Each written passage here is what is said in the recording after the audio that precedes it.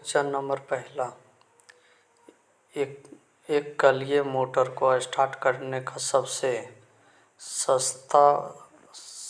सस्ता उपाय है कैपेसिटर स्टार्टिंग। क्वेश्चन नंबर दूसरा, कैपेसिटर स्टार्टिंग विधि से मोटर स्टार्ट करने पर मोटर से उपलब्ध आघूर्ण कितना रहता है? सामान्य से अधिक रहता है। क्वेश्चन नंबर 3, कैपेसिटर प्रारंभ मोटर का शक्ति गुणांक लगभग होता है 0.5 से 0.6 पक्षगामी। Question number 4, capacitor start capacitor run motor मूलतः होती है एक कलीय प्रेरण मोटर होती है। यदि एक स्लिप फ्रेज मोटर की मुख्य एवं सहायक कुंडलियों में धाराएं क्रमशः IM तथा IS हो तथा IM व IS के मध्य कोण थीटा हो तो मोटर में विकसित बलाघूर्ण किसके समानुपाती होता है? साइन थीटा के समानुपाती होता है। क्वेश्चन नंबर छठा, यूनिवर्सल मोटर को कहते हैं AC अथवा DC किसी भी सप्लाई पर चलाया जा सकता है। यूनिवर्सल मोटर AC अथवा DC किसी भी सप्लाई पर चलाया जा सकता है। 7वां, एक कलीय मोटर में प्रयुक्त कैपेसिटर होता है इलेक्ट्रोलाइटिक कैपेसिटर होता है। Question number 8, capacitor start motor में यदि कैपेसिटर के स्थान पर समान प्रतिघात का एक प्रेरक लगा दिया जाता है तब मोटर प्रारंभ नहीं होगी। क्वेश्चन नंबर 9, एकल कलीय मोटर में स्टार्टिंग वाइंडिंग्स में बर्तनों की संख्या गतिशीलता कॉइल के बर्तनों की संख्या की तुलना में कम होती है। क्वेश्चन नंबर 10, निम्न में से किस रोटर का बलाघूर्ण उच्चतम होता है? कैपेसिटर स्टार्ट प्रेरण मोटर का बलाघूर्ण उच्चतम होता है। क्वेश्चन नंबर 11, संपीड़क के लिए उपयुक्त मोटर है capacitor start capacitor run motor. Capacitor start capacitor run motor संपीड़न के लिए उपयुक्त मोटर है। क्वेश्चन नंबर 12, समान रूप से किस मोटर की गति 3000 RPM से अधिक हो सकती है? यूनिवर्सल मोटर के। घरेलू रेफ्रिजरेटर में प्रयुक्त मोटर होता है कैपेसिटर मोटर प्रयुक्त होता है। क्वेश्चन नंबर 14, यूनिवर्सल मोटर की गति लोड परिवर्तन पर भी तुल्यकालिक गति होती है। यूनिवर्सल मोटर की गति लोड परिवर्तन पर भी तुल्यकालिक गति होती है। उच्च शक्ति गुणक पर प्रचलित मोटर है कैपेसिटर फ्रेज मोटर है।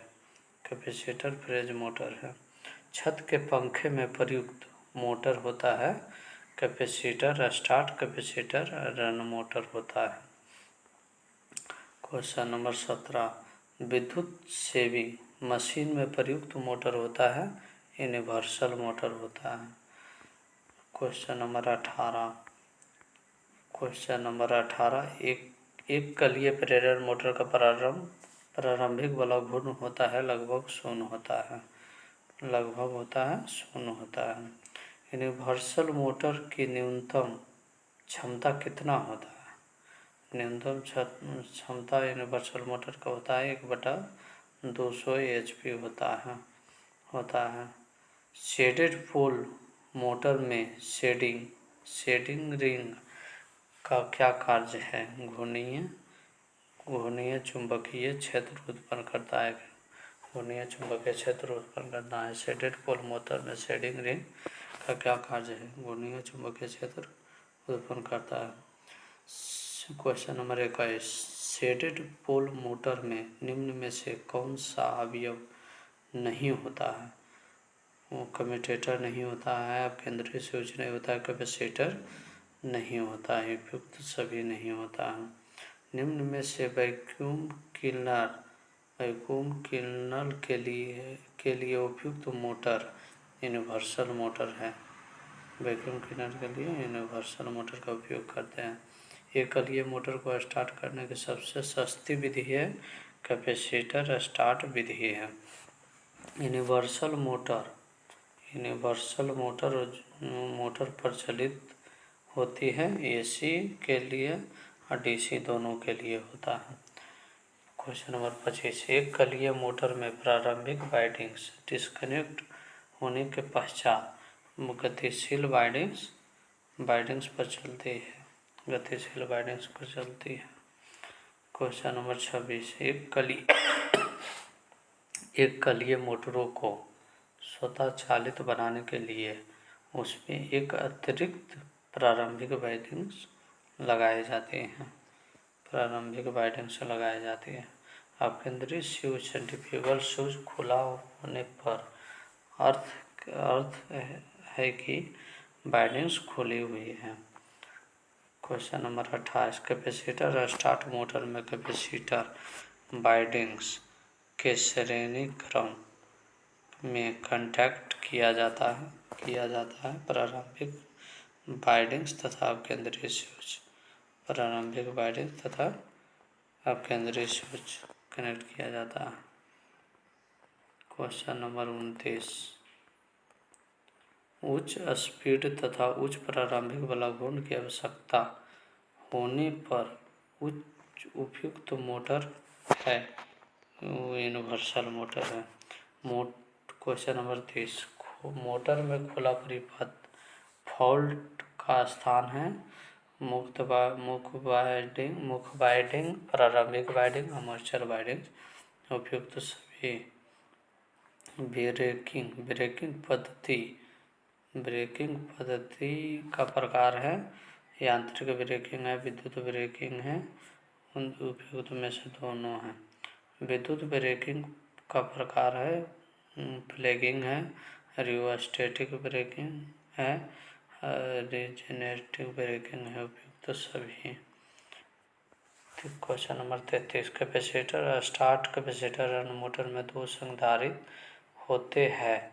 वे इस प्रकार कनेक्ट किया जाता है कि वे दोनों कैपेसिटर सहायक वाइंडिंग के परिपथ में होते हैं।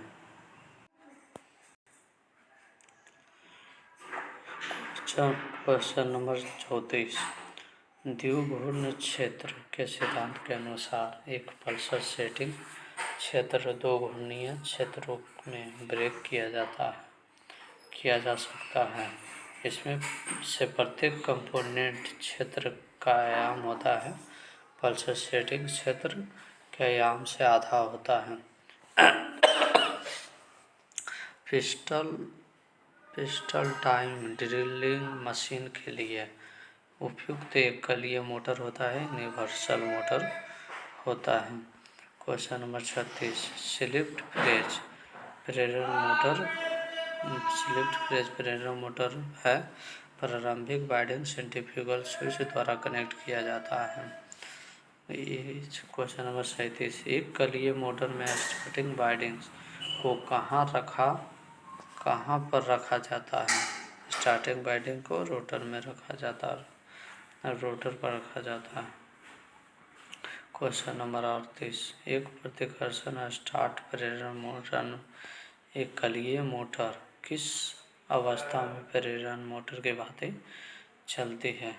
कम्यूटेटर सेगमेंट शॉर्ट सर्किट हो जाता है। क्वेश्चन नंबर 39, प्रतिकर्षण मोटर के साथ कनेक्ट होता है कम्यूटेटर होता है। प्रतिकर्षण मोटर के साथ कनेक्ट होता है कम्यूटेटर होता है। क्वेश्चन नंबर 40, ऐसी कौन सी मोटर है जिसमें रोटर वाइंडिंग्स नहीं होती है? एयरोस्टेटिक मोटर में। प्रतिकर्षण मोटर में ब्रशों को एक जाम्फर वायर द्वारा आपस में कनेक्ट किया जाता है। जम्पर वायर द्वारा कनेक्ट किया जाता है। क्वेश्चन नंबर 42, प्रतिकर्षण मोटर में कम्यूटेटर द्वारा आर्मेचर वाइंडिंग्स कनेक्ट की जाती है। प्रतिकर्षण मोटर में आर्मेचर वाइंडिंग्स द्वारा कनेक्ट की जाती है। रेस्टिस मोटर की रोटेशन की दिशा मुख्य ध्रुव के सापेक्ष शेडेड पोल की स्थिति में होता है। क्वेश्चन नंबर 44, प्रतिकर्षण मोटर स्टार्ट होने के पश्चात प्रतिकर्षण मोटर की भांति चलती है, मतलब रिपल्शन मोटर की भांति चलता है। क्वेश्चन नंबर 45, रिलक्टेंस मोटर में बलाघूर किस प्रकार विकसित होता है? हेरेस्टिस हानियों द्वारा विकसित होता है। निम्न में से किस मोटर में कम्यूटेटर का उपयोग किया जाता है? यूनिवर्सल मोटर में उपयोग किया जाता है। क्वेश्चन नंबर 47, एक कलीय मोटरों का उनके प्रकारों से मिलान कीजिए। एक कलीय प्रेरण मोटर जो होता है, capacitor start motor, slip phrase motor होता है। और उसके बाद दूसरा एक कलीय तुल्यकालिक मोटर जो होता है,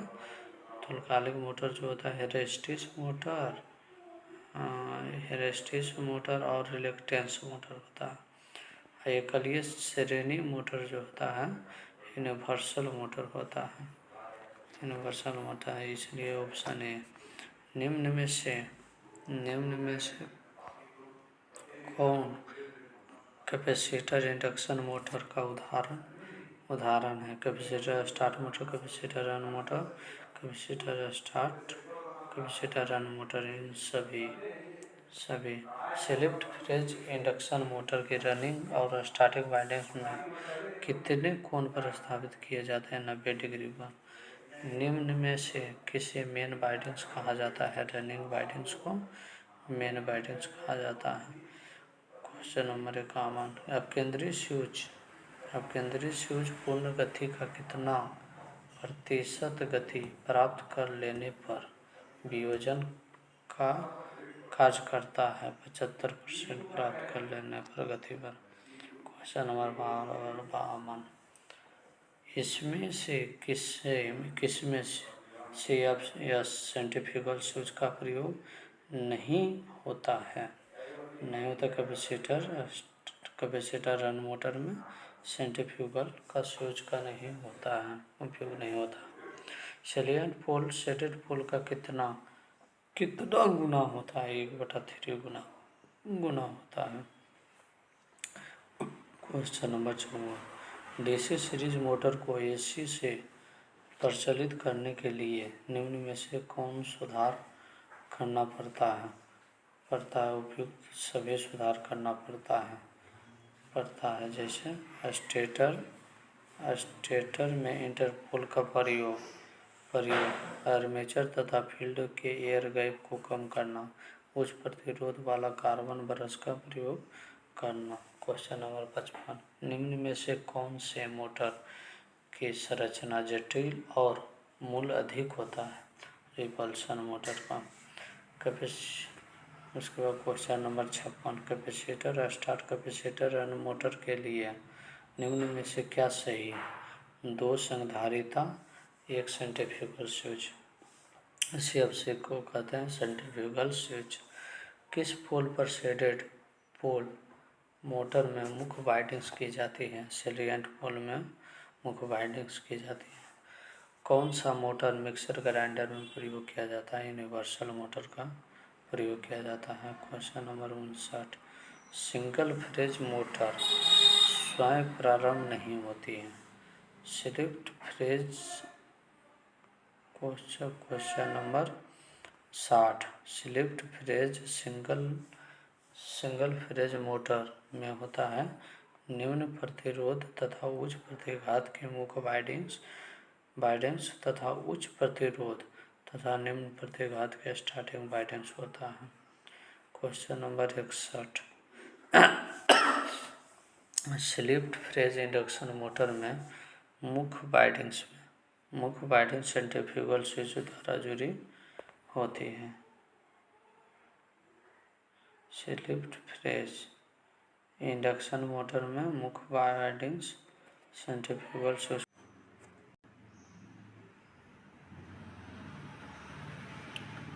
क्वेश्चन नंबर 62। कहाँ पर संधारित्र जोड़ा जाए ताकि एक फेज मोटर स्टार्टिंग टॉर्क सुधारा जाए। स्टार्टिंग वाइंडिंग्स के साथ श्रेणी में जोड़ा जाए। Question number 63। मोटर के साथ क्या होगा यदि एक फेज मोटर का कैपेसिटर शॉर्ट सर्किट कर दिया जाए तो मोटर स्टार्ट नहीं होगी। Question number 64। क्या कारण है कि कैपेसिटर मोटरें प्रायः एग्जॉस्ट पंखों के लिए प्रयोग की जाती है? उपयुक्त सभी इनका रनिंग टॉर्क निम्न होता है, इसका स्टार्टिंग टॉर्क उच्च होता है, इसकी पूर्ण लोडस्था अधिक होती है। Question number 65।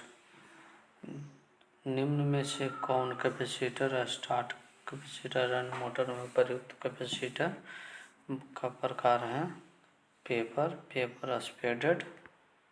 Paper spaced wild field type.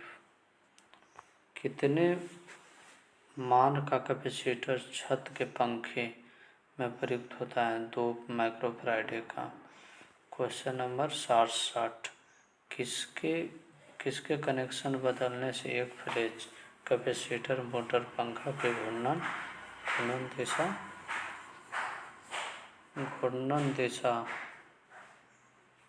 घूर्णन दिशा परिवर्तित की जा सकती है?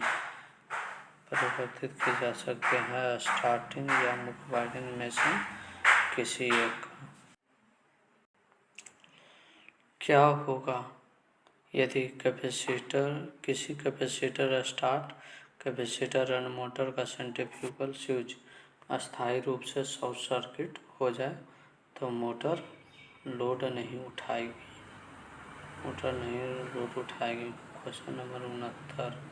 किस कारणवश कैपेसिटर रन मोटर प्रायः एयर कंडीशनर के साथ जुड़ी होती है? निम्न प्रतिरोध, निम्न स्टार्टिंग और साथ ही रनिंग धारा लेती है। Question number 70। किस कारणवश प्रायः शेडेड पोल प्रकार की मोटरें प्रयोग नहीं की जाती इन सभी। इसके घूर्णन की दिशा आसानी से उल्टी नहीं जा सकती है, इसका शक्ति गुणक कमजोर होता है शेडेड पोल का, इसका स्टार्टिंग टॉर्क कमजोर होता है। Question number 71। कैसे शेडेड पोल प्रकार की मोटर की घूर्णन दिशा उल्टी जा सकती है? स्टेटर पोल के शीडिंग भाग को पलटकर। किस मोटर में उच्च गति तथा उच्च स्टार्टिंग टॉर्क होता है? यूनिवर्सल मोटर में होता है। Question number 73। किस प्रकार की धारा पर एक फेज यूनिवर्सल मोटर को प्रचलित कर दिया जाता है? AC और DC दोनों पर प्रचलित कर दिया जाता है। Question number 74। एक फेज मोटर का घूमने वाला भाग होता है, रोटर होता है। Question number 75। जब कोई सिंगल फेज मोटर पूर्व निर्धारित गति पकड़ लेती है तो इसके स्टार्टिंग वाइंडिंग डिस्कनेक्ट हो जाती है, परंतु फिर भी यह बुश वाइंडिंग्स पर चलती रहती है। Question number 76। कौन सी वायरिंग एक phase fractional horse power motor में प्रयोग की जाती है? वाइल वायरिंग का प्रयोग किया जाता है फ्रैक्शनल हॉर्स पावर में। Question number 77। किस कारण से कोई एक फेज मोटर स्टार्ट होती है परंतु शुरू करती है निम्न वोल्टेज पर करती है? क्या होगा अगर एक फ्रेज मोटर की स्टार्टिंग वाइंडिंग डिस्कनेक्ट होती है नहीं होती है तो उच्च धारा लेगी और गर्म हो जाएगी। क्या होगा अगर एक फ्रेज मोटर की स्टार्टिंग वाइंडिंग डिस्कनेक्ट नहीं होती है तो उच्च धारा लेगी और गर्म हो जाएगी। क्वेश्चन 79 किसके प्रयोग से एक शेडेड पोल मोटर में घूमने वाला क्षेत्र उत्पन्न किया जाता है शेडिंग कॉइल में किया जाता है। क्या कारण है कि एक फ्रेज मोटर गर्म हो जाती है? घिसे हुए वायरिंग, ओवरलोडिंग, सूक्ष्म वायरिंग के कारण। उपयोग सभी निम्न में से किसमें कम्यूटेटर नहीं होता है? प्रेरण मोटर में कम्यूटेटर नहीं होता है। क्वेश्चन नंबर 82 विभक्त फ्रेज मोटर का रोटर अपनी शक्ति कहाँ से प्राप्त करता है? चुंबकीय प्रेरण से शक्ति प्राप्त करता है। क्वेश्चन नंबर 83 कितने फ्रेज के लिए प्रेरण मोटर अभिकल्पित की जाती है? 1 फ्रेज, 2 फ्रेज, 3 फ्रेज इन सभी के लिए विकल्पित किया जाता है। क्वेश्चन नंबर 84 कैसे संधारित्र प्रारंभ मोटर की घूर्णन दिशा परिवर्तित की जा सकती है? प्रारंभी वेस्टन अथवा कार्यरत वेस्टन के संयोजनों के परिवर्तन से। क्वेश्चन नंबर 85 जो है 50 हर्ट्ज आपूर्ति पर कार्य करने वाले 4 ध्रुवों वाली मोटर समकालिक गति होता है 50 तो 120 गुने 50 बटा 4 चरती आवारा these Guna 1500 RPM 1500 RPM। Question number 86 क्या करने से प्रतिकर्षण प्रेरण चाल मोटर पिंजरी मोटर की भांति चलती है? दिग परिवर्तन लघु परिपथ कर दिए गए हो। क्वेश्चन नंबर 87 क्या करके प्रतिकर्षण मोटर की घूर्णन दिशा परिवर्तित की जा सकती है? बरसों की स्थिति परिवर्तित करके। का प्रारंभ लघु न्यूनतम होता है? छाया ध्रुव मोटर का न्यूनतम होता है। छाया ध्रुव मोटर में छाया कुंडलियों का कार्य है घूर्णीय चुंबकीय क्षेत्र पैदा करना। छाया ध्रुव मोटर में छाया का कार्य है घूर्णीय चुंबकीय क्षेत्र पैदा करना। क्वेश्चन नंबर 90 अपकेंद्री स्विच का क्या कार्य है? जब मोटर अपनी अंकित गति के 75% गति प्राप्त कर लेती है तो प्रारंभ पिस्टन को वियोजित कर देती है। क्वेश्चन नंबर 91 एक अश्व शक्ति से अधिक शक्ति की एकल फ्रेज मोटर के लिए DOL स्टार्टर का प्रयोग करना आवश्यक है। अधिभार सुरक्षा प्रदान करने के लिए, रोकने के लिए, चालू करने के लिए, उपयुक्त सभी कार्यों के लिए होता है। नेक्स्ट वीडियो में क्वेश्चन नंबर 92 से